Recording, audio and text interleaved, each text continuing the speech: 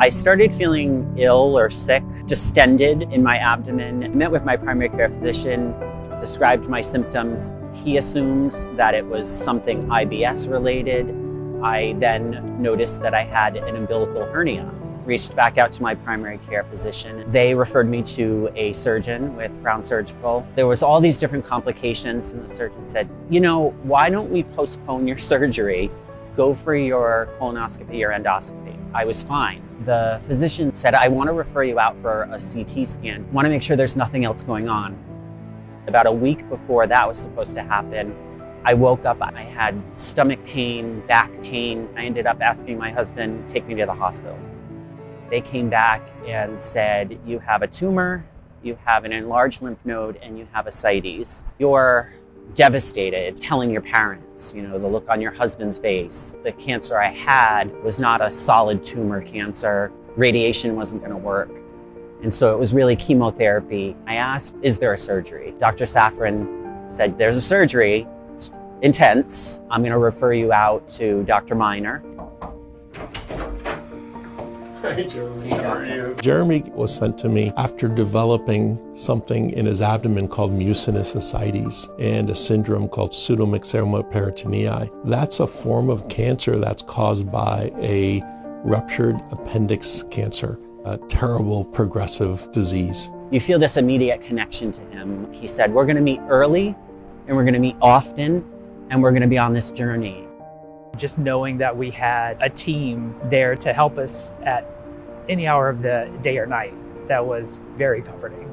I have a sister-in-law. She actually specializes in surgeries and does a lot of cancer surgeries. She immediately was like, who's your doctor? Where are you going for treatment? She ended up asking around and she said, you know, he probably is the person you need. He trains other physicians in that procedure. We started our program here about 15 years ago. We were one of the early adopters in the country. There were a handful of places doing it. Anywhere else didn't make sense for me because I already felt like I had the care, the doctors that I needed here with Brown Surgical and with Lifespan. I don't know if I intuitively knew that I was in the right hands, but at least I felt that way. Everyone took the time to not only answer the questions about what was going to happen, they also took the time to ask how we were doing, not just how Jeremy was doing, how was he feeling, but how I was doing and what they could do to help. The chemotherapy was doing its job to get me ready for surgery. They said, cancer's not growing, it's not spreading, let's do the surgery right away. He explained everything about the surgery. It's a surgery that's 5-6 hours to up to 24 hours. You're going to be in a medically induced coma for a period of time. You may be in the hospital for 30 days. Out of work for 6 months to a year. It may take a long time to feel normal again, but if it's the only thing that gives you hope, it's the only thing that maybe gives you the promise of a life after cancer, you have to do it.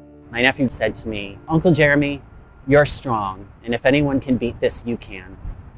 Surgery day rolls around, and I just remember Dr. Miner coming in before surgery, and he said, we're going to take care of you. The goal of surgical treatment for pseudomyxoma is a combination of debulking, means removing all the tumor we can see in the abdomen, and heated intraperitoneal chemotherapy, something called HIPEC. For Jeremy's procedure, we removed close to 10 liters of mucin from his abdomen and really disease on all the surface linings of his abdomen.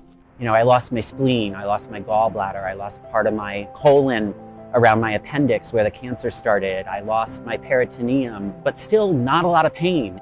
I ended up going home on day 12. The recovery at home was tough, but Dr. Miner had prepared me for all of that and said, this is what you can expect. It takes a long time to go over a surgery like this. This is a big, big operation. Thankfully, most people do recover well from this operation, feel much better from just getting rid of all that mucin and disease in their abdomen. 12 weeks to the day after surgery, I went back to work full time, started doing all of the things that I did before cancer. 2 weeks after I finished maintenance chemo, we ended up going to Key West, started planning normal life things, vacations, Christmas. 3 months after my last chemo, I ended up having another scan, and Dr. Miner comes in and he's like, couldn't have asked for anything better. They're watching me closely, they're monitoring me. I'm hoping I'm not in that bucket, but if the cancer returns, it's reassuring to know that they're there. The entire team at Brown Surgical formed this cocoon around you. Big, complicated cancer care is hard. When possible, we need to make it as easy as we can. I don't know how they do what they do. They see terrible things. And I asked Dr. Miner, why do you do this? He said, I get mad at the cancer, that it's doing horrible things to these nice people. And that's what motivates me. Before this therapy, people usually didn't live more than a year or two.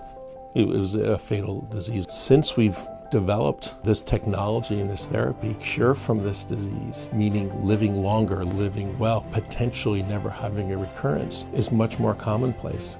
I see him with his family. I see him happy and well, and that's so gratifying. He's such a wonderful person to talk to share that experience with him is really special, and it's really one of the motivators for being a surgical oncologist. I don't know how I would ever be able to thank them enough for what they've done for me.